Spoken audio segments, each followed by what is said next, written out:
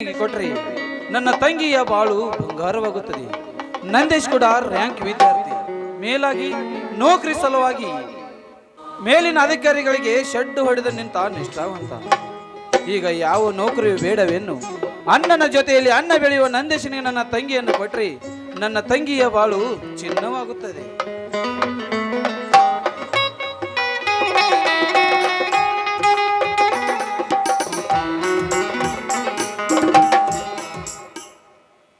ಅಣ್ಣ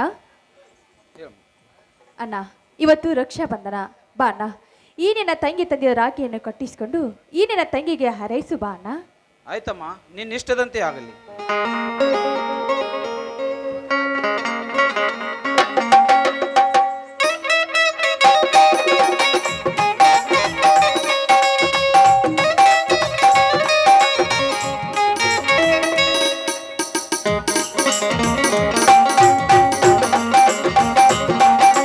ಅಣ್ಣ ತಂಗಿಯರ ಈ ಬಂಧ ಜನ್ಮ ಜನ್ಮಗಳ ಅನುಬಂಧ. ಅಣ್ಣ ತಂಗಿಯರ ಈ ಬಂಧ ಜನ್ಮ ಜನ್ಮಗಳ ಅನುಬಂಧ. ಜೀವಕ್ಕೆ ಕರುಳು ದೇಹಕ್ಕೆ ನೆರಳು ನಾವಾಗಲೆಂದು ಹರಸುತ್ತಿದೆ ಈ ರಕ್ಷಾ ಬಂಧನ.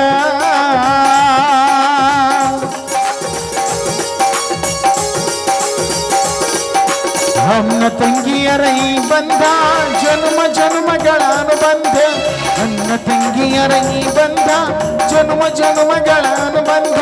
ಜೀವಕ್ಕೆ ಕರುಳು ದೇಹಕ್ಕೆ ನೆರಳು ನಾವಾಗಲೆಂದು ಹರಸುತ್ತಿದೆ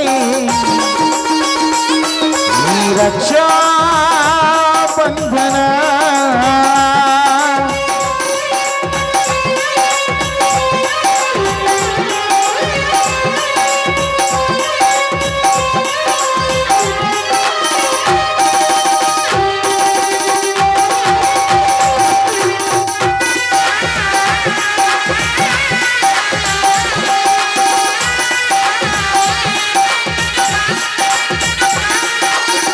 ಹುಟ್ಟಿ ಬಂದ ಶುಭ ದಿನವೇ ನೀರಾಗಿ ಹಬ್ಬ ಬಂದಿತ್ತು. ಸೋದರಿಗೆ ಒಂದು ವರವೆಂದು ನೀರಾಗಿ ಸಾಕ್ಷಿ ಹೇಳಿತ್ತು. ತಂಗಿಯ ಹುಟ್ಟಿದ ಕ್ಷಣ ಅಣ್ಣನ ಪದವಿ ಹುಟ್ಟಿತು. ಮಮತಾ ಹುಟ್ಟಿದ ಕ್ಷಣ ಕಣ್ಣನ ಪದವಿ ಹುಟ್ಟಿತು. ಗಂಡಿಗೆ ಗೌರವದ ಗರಿಯೇರಿತು. ಮುದ್ದಾಗಿ ನೀನು ವನ್ನ ಅನ್ನ ಅನ್ನೋದು ನನಗೆ ಓಂಕಾರ. ನನ್ನಾಯು ಎಲ್ಲ ನನಗಾಗಿ ದೀರ್ಘಾಯುಷ್ಮಾನ್ ಭವ. ಅನ್ನ ತಂಗಿಯರ ಈ ಬಂಧ ಜನ್ಮ ಜನ್ಮಗಳ ಅನುಬಂಧ. ಅನ್ನ ತಂಗಿಯರ ಈ ಬಂಧ ಜನ್ಮ ಜನ್ಮಗಳ ಅನುಬಂಧ. ಜೀವಕ್ಕೆ ಕರುಳು ದೇಹಕ್ಕೆ ನೆರಳು ನಾವಾಗಲೆಂದು ಹರಸುತ್ತಿದೆ ಈ ರಕ್ಷಾ ಬಂಧನ. ಈ ರಕ್ಷಾ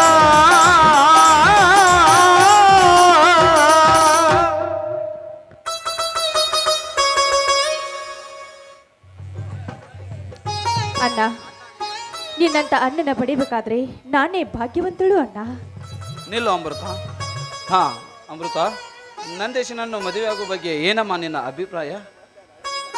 ಅಣ್ಣ, ಏನಣ್ಣ, ನನ್ನ ಇಷ್ಟು ಬೇಗ ಮದುವೆ ಮಾಡಿ ಆ ಮನೆಗೆ ಕಳಿಸ್ಬೇಕು ಅಂತ ಅನ್ಕೊಂಡಿದೆಯಣ್ಣ? ಅಂದ್ರೆ ನಿನ್ನ ತಂಗಿ ನಿನಗೆ ಇಷ್ಟು ಬೇಗ ಭಾರವಾಗಿ ಬಿಟ್ಲೇನಣ್ಣ? ಛೇ ಇಲ್ಲಮ್ಮ.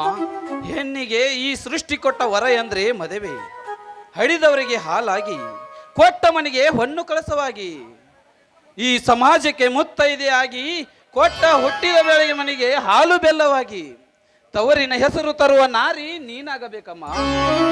ಅಂದಾಗಲೇ ಈ ಹೆಣ್ಣಿನ ಜನ್ಮಕ್ಕೆ ಅರ್ಥ ಸಿಗುತ್ತದೆ. ಅಣ್ಣ, ನನಗೂ ಇಷ್ಟ ಇದೆಯಣ್ಣ. ಆದ್ರೆ ಎಂಬ ಮಾತೇಕಮ್ಮ. ನೇಮದಂತೆ ವರವನ್ನು ಮನೆಗೆ ಬರಲಿಕ್ಕೆ ಹೇಳಿದ್ದೇನೆ. ಯಾಕೆ ಗೊತ್ತಾ? ನನ್ನ ತಂಗಿ ನನ್ನ ಮಾತನ್ನು ಮೀರುವುದಿಲ್ಲ ಎಂಬ ನಂಬಿಕೆಯಿಂದ. ಯಾಕಮ್ಮ, ಏನಾದ್ರೂ ತಪ್ಪಾಯ್ತೇನಮ್ಮ? ಅಣ್ಣ, ತಪ್ಪಿಲ್ಲ ಅಣ್ಣ. ಅಣ್ಣ, ಆ ಗಂಡನನ್ನು ಇಷ್ಟು ಬೇಗ ಕರೆಸ್ತೀನಿ ಅಂತ ಹೇಳ್ಬಿಟ್ಟಲ್ಲ, ಅದಕ್ಕೆ ಅವನ ಜೊತೆ ನಾನು ಏನು ಮಾತನಾಡಬೇಕು ಅಂತ ವಿಚಾರ ಮಾಡ್ತಾ ಇದ್ದೀಯಣ್ಣ, ಅಷ್ಟೇ. ತಂಗಿ, ಇಲ್ಲಿವರೆಗೆ ನಿನಗೆ ಯಾವುದಕ್ಕೂ ಕೊರತೆ ಬರದಂತೆ ನಿನ್ನನ್ನು ಸಾಕಿ ಬೆಳೆಸಿದಿನಮ್ಮ. ಅಂದ ಮೇಲೆ ಈ ನಿನ್ನ ಒಡ ಹುಟ್ಟಿದ ಅಣ್ಣನ ಋಣ ತೀರಿಸುವ ಭಾರ ನಿನ್ನದಮ್ಮ, ನಿನ್ನದು.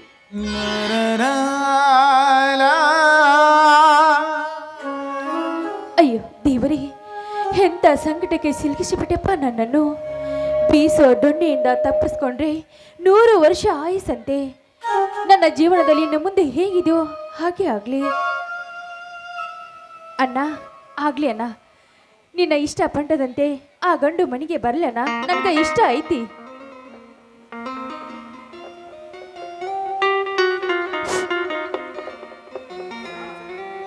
ಸರ್, ನಾನು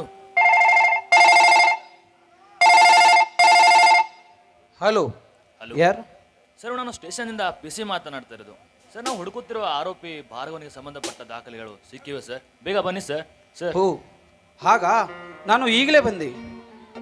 ಅಮೃತ, ನಮ್ಮ ಇಲಾಖೆಗೆ ಚಳಿಯನ್ನು ತಿರುಗಿಸಿದ ಆರೋಪಿ ಬಗ್ಗೆ ಏನೋ ಡೀಟೇಲ್ಸ್ ಸಿಕ್ಕಿದೆಯಂತೆ. ನಾನು ಬೇಗ ಹೋಗಿ ಹಾಗೆ ಬಂದು ಬಿಡ್ತೀನಿ. ಅಣ್ಣ ನಿಂತ್ಕೋಣ. ಇದೇನಣ್ಣ, ನನ್ನ ನೋಡಲು ಗಂಡು ಕರೆಸಿ ಹಾಗೆ ಡ್ಯೂಟಿಗೆ ಹೋಗ್ತೀನಿ ಅಂತ ಹೇಳ್ತಾ ಇದೆಯಲ್ಲಣ್ಣ. ಅಣ್ಣ, ನೀನು ಡ್ಯೂಟಿಗೆ ಹೋಗ್ತಾ ಇದ್ರೆ ಆ ಗಂಡು ಇವತ್ತು ಬೇಡ ಅಣ್ಣ, ನಾಳೆ ಬಾ ಅಂತ ಹೇಳ್ಬಿಡಣ್ಣ. ನೋಡಮ್ಮ ಅಮೃತ, ಮನೆಗೆ ಬರುವ ಗಂಡು ಶ್ರೀಮಂತಿಕೆಯಲ್ಲಿ ಬಡವನಾದರೂ ನ್ಯಾಯ ನೀತಿ ಧರ್ಮಕ್ಕೆ ಬಡವನಲ್ಲಮ್ಮ. ಅವನು ಶ್ರೀ ಸಂಪತ್ತವನ್ನು ಕಳೆದುಕೊಂಡಿರಬಹುದು, ಆದ್ರೆ ಮಾನವತೆ ಮಾತ್ರ ಕಳೆದುಕೊಂಡಿಲ್ಲ. ನೀನೇನು ವಿಚಾರ ಮಾಡಬೇಡ, ನಾನು ಹೀಗೆ ಹೋಗಿ ಹಾಗೆ ಬಂದು ಬಿಡ್ತೇನೆ.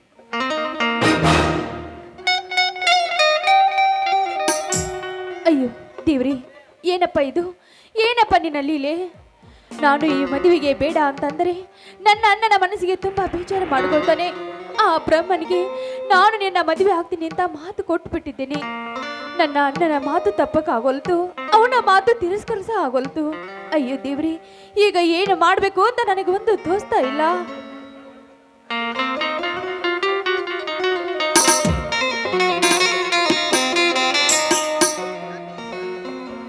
ಜಗದೀಶ್, ಜಗದೀಶ್,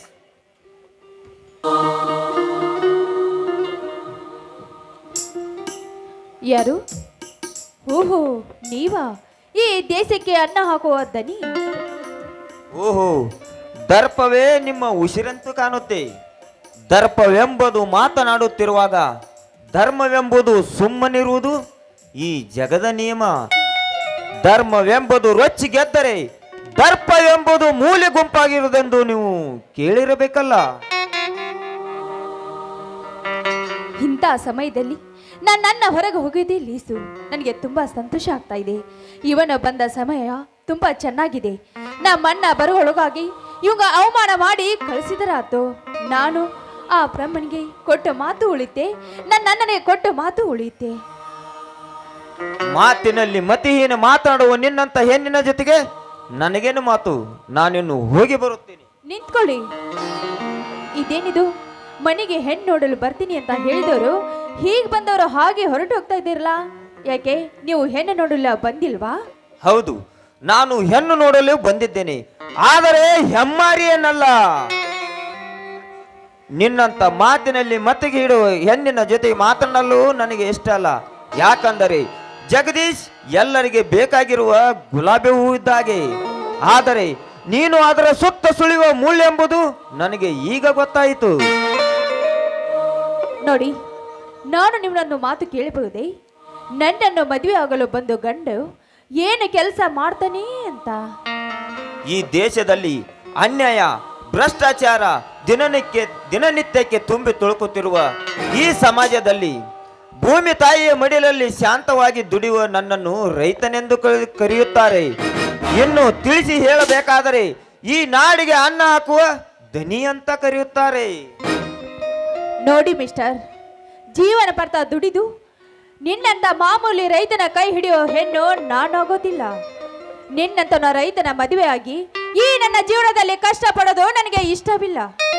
ನಾನು ಯಾವನಾದರೂ ಬಿಸಿನೆಸ್ ಮ್ಯಾನಿನಲ್ಲೂ ನೌಕರಿದವನ ಮದುವೆಯಾಗಿ ಈ ನನ್ನ ಜೀವನವನ್ನು ಹಾಯಾಗಿ ಇರಬೇಕು ಅನ್ನೋದೇ ನನ್ನ ಆಸೆ. ಯಾಕಂದ್ರೆ ಜೀವನ ಪರಿತ ನೀನು ದುಡಿದರೂ ನನ್ನ ಹೊಟ್ಟಿಗೆ ಹಿಟ್ಟಿಲ್ಲ, ಬಟ್ಟೆಗೆ ಗತಿ ಇಲ್ಲ. ಮೈ ಡಿಟ್. ನೋಡಿ ಮೇಡಮ್, ಹೊಟ್ಟೆಗೆ ಹಿಟ್ಟ ಇಲ್ಲದಿದ್ದರು, ತುಂಡು ಬಟ್ಟೆಗೆ ಗತಿ ಇಲ್ಲದಿದ್ದರು, ಈ ಮಾನ ಮರ್ಯಾದೆಗೆ ಏನು ಕಮ್ಮಿ ಇಲ್ಲ ಈ ರೈತನ ಬಾಳಿನಲ್ಲಿ. ಇನ್ನು ಕಟ್ಟಿಕೊಂಡ ಹೆಂಡತಿಗೆ ಕಷ್ಟನೇ ಬರಲಿ ದುಃಖನೇ ಬರಲಿ ಹೊಂದಿಕೊಂಡು ಬಾಳುತ್ತಾನೆ ಈ ನೇಗಿಲುವಿಗೆ. ನೋಡಿ ಮೇಡಮ್, ನೀವು ಆಸೆ ಪಡುವ ಆ ಬಿಸ್ನೆಸ್ ಗಂಡ ಒಂದಲ್ಲೂ ಒಂದು ದಿನ ಬಿಸ್ನೆಸ್ ನಲ್ಲಿ ಲಾಸ್ ಆಗಿ ಹಿಡಿದು ಬಂದು ವರದಕ್ಷಿಣೆ ಕಿರುಕುಳನ್ನು ಕೊಟ್ಟು ಸೀಮೆಯನ್ನು ಹಾಕಿ ಸುಟ್ಟು ಹೋಗುವ ಸಾಕ್ಷಿಗೆಷ್ಟಿಲ್ಲ ಈ ಸಮಾಜದಲ್ಲಿ. ಅಂದಾಗ ಆ ಬಿಸ್ನೆಸ್ ಗಂಡನಿಗಿಂತ ಈ ರೈತನೇ ಮೇಲು. ನೋಡಿ ಮಿಸ್ಟರ್, ಎಲ್ಲೋ ಆಗಿದೆ ಅಂತ ಎಲ್ಲರಿಗೂ ಹಾಗೆ ಆಗುತ್ತೆ ಅಂತ ಭಾವಿಸ್ಬೇಡಿ. ಏಕೆಂದ್ರೆ ಅಂತ ನೌಕರಿ ಗಂಡನನ್ನ ಪಡೆದು ಜೀವನ ಪರಿತ ಅವನ ಬಂದ ಸಂಬಳದಲ್ಲಿ ಜೀವನ ಸಾಗಿಸಬಹುದಲ್ಲ ನೇಗಿಲ ಯೋಗಿ. ನೋಡಿ ಮೇಡಮ್, ನಿಮ್ಮ ನೌಕರಿ ಗಂಡನಿಗೆ ತಿಂಗಳು ಪಗಾರ ಇರೋದು 20,000, ವರ್ಷಕ್ಕೆ ಆಗುವುದು 2,40,000, 10 ವರ್ಷಕ್ಕೆ ಆಗುವುದು 24 ಲಕ್ಷ. ಇನ್ನು ಬರೋಬ್ಬರಿ 30 ವರ್ಷ ದುಡಿದರೂ ಅವನಿಗೆ ಸಿಗುವ ಪಗಾರು 73 ಲಕ್ಷ. ಆ 73 ಲಕ್ಷ ಈಗಿನ ನನ್ನ 3 ಎಕರೆ ಜಮಾನಿಗೆ ಸಮಾನ. ಅಂದಾಗ 30 ವರ್ಷ ದುಡಿಯುವ ಆ ಬಿಸ್ನೆಸ್ ಗಂಡನಿಗಿಂತ 3 ಎಕರೆ ಇರುವ ಈ ರೈತನ ಮಗ ಎಷ್ಟೋ ಮೇಲು ಮಿಸ್ ಅಮೃತ ಅವರೇ. ಅಂದ್ರೆ ಏನು, ಬಂಗಾರದ ತಾಟಿನಲ್ಲಿ ಊಟ ಮಾಡಬೇಕು ಅಂತ ಹಠ ತೊಟ್ಟು ನಿಂತಿದ್ದೀರಾ ಅಂತ ಆಯ್ತು. ಹಾಗಾದ್ರೆ ನನ್ನ ಕೈ ಹಿಡಿದು ನನ್ನ ಮದುವೆ ಆಗ್ಬೇಕು ಅನ್ನೋದೇ ಹಠನ ನಿಮ್ದು. ನೋಡಿ ಅಮೃತ ಅವರೇ, ಬಂಗಾರದ ತಾಟಿನಲ್ಲಿ ಊಟ ಮಾಡುವ ಶ್ರೀಮಂತನಾಗಿರಬಹುದು, ಆದರೆ ಆ ತಾಟಿನಲ್ಲಿ ಅನ್ನ ತಿನ್ನುವುದನ್ನು ಎಂಬುದನ್ನು ನೀವು ಮಾತ್ರ ಮರೆಯಬೇಡಿ. ಯಾಕಂದರೆ ಆ ಅನ್ನವನ್ನು ಬೆಳೆದಿದ್ದು ನಮ್ಮಂತ ರೈತರು. ನೋಡಿ ಮೇಡಮ್, ನಿಮ್ಮಂತ ಹೆಣ್ಣಿನ ಜೊತೆ ಮದುವೆ ಆಗಲು ನನಗೆ ಇಷ್ಟವಿಲ್ಲ. ಮಾತಿನಲ್ಲಿ ಮತಿಗೆಡುವ ನಿನ್ನಂತ ಹೆಣ್ಣಿನ ಚರಿತ್ರೆಯನ್ನು ಸ್ಪಷ್ಟವಾಗಿ ಬರೆದು ಹೇಳುವೆ ನನ್ನ ಗೆಳೆಯ ಜಗದೀಶಿನ ಹತ್ತಿರ. ಆವಾಗ ಹೆಣ್ಣೆಂಬ ಪದಕ್ಕೆ ನೀವು ಕಳಂಕವಾಗಿ ಬಿಡುತ್ತೀರಾ. ಅಯ್ಯೋ ನೋಡಿ, ನಿಂತ್ಕೊಳ್ಳಿ. ದಯವಿಟ್ಟು ಈ ವಿಷಯವನ್ನು ನನ್ನ ಮುಂದೆ ಹೇಳಬೇಡಿ. ನನ್ನ ಮೊದಲೇ ಕೋಪಿಷ್ಟ. ಈ ವಿಷಯ ಏನಾದರೂ ನನಗೆ ಗೊತ್ತಾದ್ರೆ ನನ್ನನ್ನು ಸುಟ್ಟಿ ಸಾಯಿಸ್ಬಿಡ್ತಾನೆ. ಬೇಡಿ, ಇಷ್ಟೊತ್ತನ ಮಾತನಾಡಿದ್ದು ನನಗೆ ತಪ್ಪಾಯಿತು. ನೋಡಿ, ಇದೇ ಸಿಟ್ಟಿನಲ್ಲಿ ನಿಮ್ಮ ಹಾಡಿ ಈ ನಿಮ್ಮ ಮನವನ್ನು ನಾನು ತರಿಸ್ತೇನೆ ರಾಜ.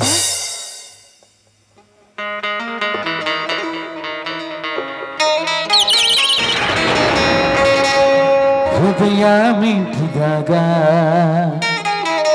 ಸತಿಯೋ ಕೂಡಿದಾಗ ನೀನೇ ನನ್ನ ಜೀವ, ನಾನೇ ನಿನ್ನ ಭಾವ.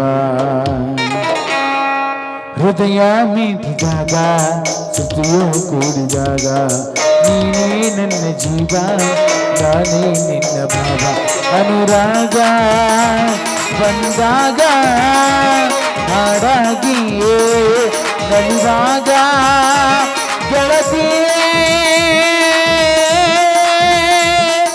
ಬಾಳಲ್ಲಿ ಹೊಸರಾಗ ಆನಂದ ಜೀವಂತ ರಸ ಜೀವನ.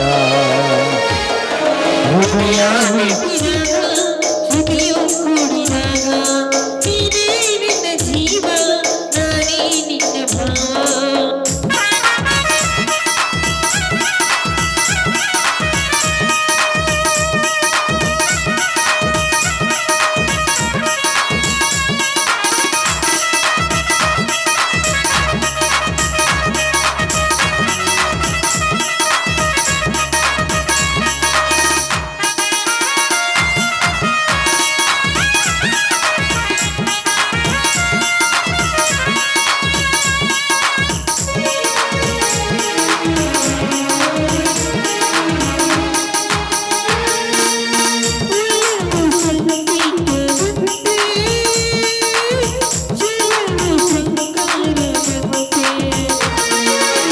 ಬಲವು ಸಂಗೀತದಂತೆ ಚೆಲುವು ಶೃಂಗಾರವಂತೆ ಮಧುನ ಸಾಗರ ಕಾಲದ ಕೊಹರ ಕನಸಿನ ಕಲ್ಪನೆ ಮನಸ್ಸಿನ ಭಾವನೆ ಎಲ್ಲವೂ ಪ್ರೇಮದ ಆರಾಧನೆ. ಗೆಳತಿಯೇ ಬಾಳಲ್ಲಿ ಹೊಸರಾಗ ಆನಂದ ಜೀವಂತ ರಸ ಜೀವನ. ಹೃದಯ ಮೀಟಿದಾಗ ಹೃದಯ ಕೂಡಿದಾಗ ನೀನೇ ನನ್ನ ಜೀವ ನಾಡೆ ನಿನ್ನ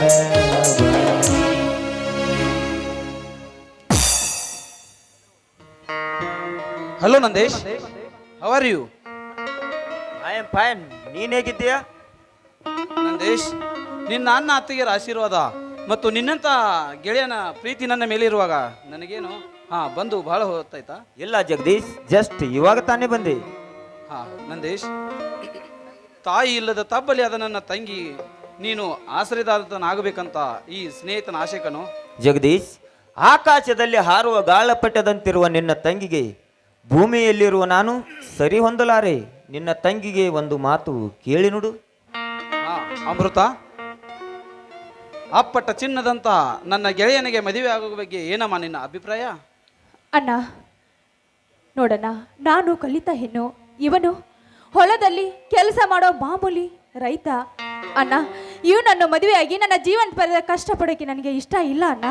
ಅಣ್ಣ, ಈ ನಿನ್ನ ತಂಗಿಯನ್ನು ಇವನಿಗೆ ಕೊಟ್ಟು ಹಾಳು ಬಾವಿಯಲ್ಲಿ ನೂಕ್ಬೇಕು ಅನ್ನೋದೇ ನಿನ್ನ ಆಸೆ ಏನಣ್ಣ? ಅಮೃತ, ಏನು ಮಾತನಾಡುತ್ತಿರುವೆ? ಏನಂದೆ? ವಿದ್ಯಾಭ್ಯಾಸ ಕಲಿಯೋದು ಒಬ್ಬ ಮಾಮೂಲಿ ರೈತನಂದೆಲ್ಲಮ್ಮ. ನೋಡಮ್ಮ ಅಮೃತ, ನೀನು ಓದಿರುವುದು ಅಪ್ರಲ್ ಒಂದು BA, ಆದರೆ ನನ್ನ ಸ್ನೇಹಿತ ಓದಿರುವುದು KS ಹುದ್ದೆಯನ್ನು ಓದಿ ತಹಸೀಲ್ದಾರ್ ಹುದ್ದೆಯನ್ನು ಪಡೆದು ಲಂಚಕ್ಕೆ ಇದ್ದ ಮಂತ್ರಿಯನ್ನೇ ಕಪ್ಪಳೆ ಮೋಕ್ಷೆ ಮಾಡಿ ಈ ಭ್ರಷ್ಟ ಅಧಿಕಾರದಲ್ಲಿ ಇರುವುದು ಬೇಡವೆಂದು ರಾಜೀನಾಮೆಯನ್ನು ಕೊಟ್ಟು ಈ ಪವಿತ್ರ ಭೂಮಿ ತಾಯಿ ಮಡಲಲ್ಲಿ ದುಡಿತಿರುವ ನನ್ನ ಸ್ನೇಹಿತರಿಗೆ ನೀನು ಸರಿಸಾಟಿ ಆಗಲು ನೀನು ಆಯೋಗಳಿ. ನೀನು ಜಗದೀಶ್, ನಿನ್ನ ತಂಗಿ ಮಾತನಾಡಿದ್ರಲ್ಲಿ ನಾನೇನು ಬೇಸರ ಮಾಡಿಕೊಂಡಿಲ್ಲ. ಅವಳು ಇಷ್ಟದಂತೆ ಅವಳು ಇಷ್ಟಪಟ್ಟವನ ಜೊತೆ ಮದುವೆ ಮಾಡಿಬಿಡು. ನೋಡಮ್ಮ ಅಮೃತ, ನೀನು ಎಷ್ಟು ಮನಸ್ಸಿಗೆ ಚುಚ್ಚಿ ಚುಚ್ಚಿ ಮಾತನಾಡಿದರೂ ಪ್ರೀತಿಯಿಂದ ಉತ್ತರ ಕೊಡುವಂತ ಗಂಡು ನಿನಗೆ ಸಿಗಲಿಕ್ಕೆ ಸಾಧ್ಯವಿಲ್ಲಮ್ಮ, ಸಾಧ್ಯವಿಲ್ಲ. ತಪ್ಪಾಯ್ತೆಂದು ಒಪ್ಪಿ ಕಾಲಿಗೆ ಬೀಳು. ಆಗ್ಲೇನಾ? ನೋಡಿ, ಇಲ್ಲಿವರೆಗೂ ನಿಮಗೆ ಮಾತನಾಡಿದ್ದು ನನ್ನ ತಪ್ಪಾಯ್ತು. ದಯವಿಟ್ಟು ನನ್ನನ್ನು ಕ್ಷಮಿಸ್ಬಿಡಿ. ಎದ್ದೇಳು ಅಮೃತ. ನೀನು ಆಸೆ ಪಡುವ ಪರ್ವತ ದೂರದಿಂದ ನೋಡಲು ಬಹಳ ಸುಂದರವಾಗಿ ಕಾಣುತ್ತೆ, ಆದರೆ ಹತ್ತಿರ ಹೋಗಿ ನೋಡಿದಾಗಲೇ ಗೊತ್ತಾಗುತ್ತೆ ಅದರಲ್ಲಿ ಇರುವುದು ಬರೀ ಕಲ್ಲು ಮುಳ್ಳು ಅಂತ. ನಾನು ಹೇಳಿರೋ ಮಾತು ನಿನಗೆ ಅರ್ಥ ಆಗಿದೆ ಅಂತ ತಿಳಿದುಕೊಳ್ಳುತ್ತೇನೆ. ಹೌದು ನಂದೇಶ, ನೀ ಹೇಳುವ ಮಾತು ನಿಜವಿದೆ. ಅಮೃತ, ಒಂದು ಸ್ವಲ್ಪ ಕಾಪಿ ಮಾಡಿಕೊಳ್ಳ ಬಾರಮ್ಮ. ಆಗ್ಲೇನಾ? ಈಗಲೇ ತಗೊಂಡು ಬರ್ತೀನಿ. ಬೇಡ ಜಗದೀಶ್, ಬೇಡ. ನಾನಿನ್ನು ದನದ ಪೇಟೆಗೆ ಹೋಗಬೇಕು. ಯಾಕಂದರೆ ನಮ್ಮನ್ನ ಒಂದು ಮಾತನ್ನು ಹೇಳಿದ್ದಾನೆ. ನೋಡು ಜಗದೀಶ್, ನಮ್ಮನ್ನ ನನಗೆ ಹೇಳಿದ್ದಾನೆ, ನಂದೀಶ, ಹಾಯ್ದೊಂದು ಆಕಳನ್ನು ಮಾತ್ರ ತೆರಬೇಡ. ಯಾಕಂದರೆ ಹಿಂಡಿ ತಿಂದು ದರ್ಪ ತೋರಿಸ್ತೆ. ಅದಕ್ಕೆ ಒಳ್ಳೆಯದಾಗಿರುವ ಒಂದು ಆಕಳನ್ನು ತೆಗೆದುಕೊಂಡು ಬಾ ಅಂತ. ಹೌದು ನಂದೇಶ್, ನಿಮ್ಮ ಅಣ್ಣ ಹೇಳುವ ಮಾತು ಅಕ್ಷರಶಃ ನಿಜ ಇದೆ, ಅದರಲ್ಲಿ ತಪ್ಪೇನಿದೆ? ಇಲ್ಲ ಜಗದೀಶ್, ಇವತ್ತು ನಾನು ಗರ್ವ ಮತ್ತು ದರ್ಪ ತುಂಬಿದ ಆಕಳವನ್ನೇ ತೆಗೆದುಕೊಂಡು ಬರುತ್ತೇನೆ. ಏಕೆಂದರೆ ಅದಕ್ಕೆ ಧರ್ಮ ಎಂಬ ಹಗ್ಗವನ್ನು ಕಟ್ಟಿ, ನೀತಿ ಎಂಬ ಮೂಗುದಾನ ಹಾಕಿ, ನ್ಯಾಯ ಎಂಬ ದಾವಣೆಯಲ್ಲಿ ಕಟ್ಟಿ, ಹಿಂಡಿ ಹಾಕಿ ಡುಬ್ಬ ಚಪ್ಪರಿಸಿದರೆ ನೀತಿ ಎಂಬ ನೊರೆಯ ಹಾಲು ಬರುತ್ತೆ. ಆವಾಗ ಆ ಆಕಳಿಗೆ ಗೊತ್ತಾಗುತ್ತೆ ನಾನು ಇರೋದು ಒಬ್ಬ ನ್ಯಾಯವಂತರ ಮನೆಯಲ್ಲಿ ಅಂತ. ಆವಾಗ ಅದು ಹೊಂದಿಕೊಂಡು ಬಾಳುತ್ತೆ. ಇರಲಿ ಜಗದೀಶ್, ನಾನಿನ್ನು ಹೋಗಿ ಬರುತ್ತೇನೆ. ನಿಲ್ಲು ನಂದೇಶ್, ಏನು ನೀನು ಯಾವಾಗ ಬಂದಾಗ ಹಾಗೆ ಹೋಗುತ್ತೀಯಲ್ಲ? ಇವತ್ತೊಂದ್ಸಗು ನನ್ನ ತಂಗಿಯನ್ನು ನೋಡಲಿಕ್ಕೆ ಬಂದಿರುವೆ. ಚಹಾ ಕಾಫಿ ಅಷ್ಟೇ ಏಕೋ? ನಡೆ ಒಳಗಡೆ ಊಟ ಮಾಡಿಕೊಂಡು ಹೋಗುವಂತೆ, ನನ್ನ ತಂಗಿಯ ಕೈ ರುಚಿಯನ್ನು ನೋಡುವಂತೆ. ಬಾರಪ್ಪ.